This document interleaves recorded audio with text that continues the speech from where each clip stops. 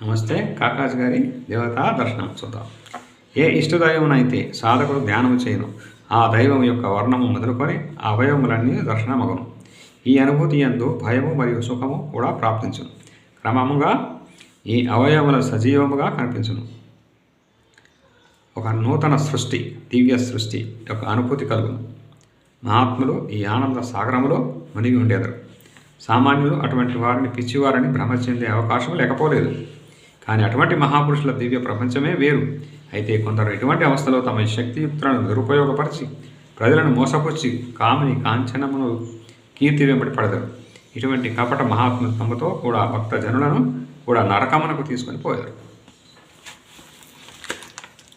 సాధనను దురుపయోగపరచకుండా ముందుకు సాగించాలి. అతనికి ఇప్పుడు స్తోత్ర పఠనము, జ్యోతి దర్శనము, స్వరూప దర్శనము మరియు దేవతల అవయవ దర్శనము అన్ని క్రమంగా ఆగిపోవు. స్తోత్రం అంతరాంతరాల్లో నడుస్తూ ఉండును. దేవత అంటే అవయవ దర్శన మగును, కానీ కళ్ళు మూసి ఉంటుతాయి. దివ్య నాదములు వినబడతాయి, కానీ బాహ్యము నుండి చెవుల ద్వారా కాదు. దివ్య స్పర్శ కలుగును, కానీ దేహ భావం ఉండదు. సాధకునికి ఎవరో పిలుచుతున్నట్లు భావన కలుగును. ఇష్టదైవం యొక్క నామము మరీ మరీ వినిపించుచుండును, కానీ భగవంతుడు ఎదురుగా లేడు.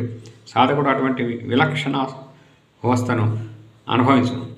ఇష్టదైవ సాక్షాత్ దర్శనమునకు పరితపించును. నీరు, పృథ్వీ, పర్వతము వగైరా ఎక్కడైనా భగవంతుని నామము వినును. భగవద్దర్శన భ్రాంతి కలుగును.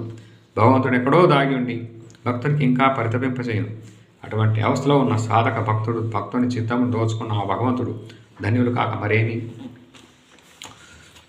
ఇందులో లాస్ట్ దివ్య క్షణములు ఒక్కొక్క క్షణములో సాధకుడు భగవద్ దర్శనము కలుగక నిరాశ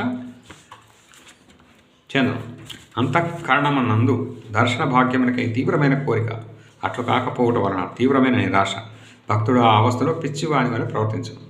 ప్రియ భగవానుడి దర్శనమునకై సంసారము త్యజించి వనములకు కూడా పోవును. అప్పుడు భావనారహితముగా మారును. ఒక దివ్య క్షణములో హఠాత్తుగా భగవానుడు అతని కళ్ళ ముందు ప్రత్యక్షంగా కనిపించును. ఆ క్షణము ధన్యమైనది.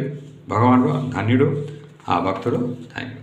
Thank you viewers, thank you subscribers. Thanks one and all. Me Jayaprakash.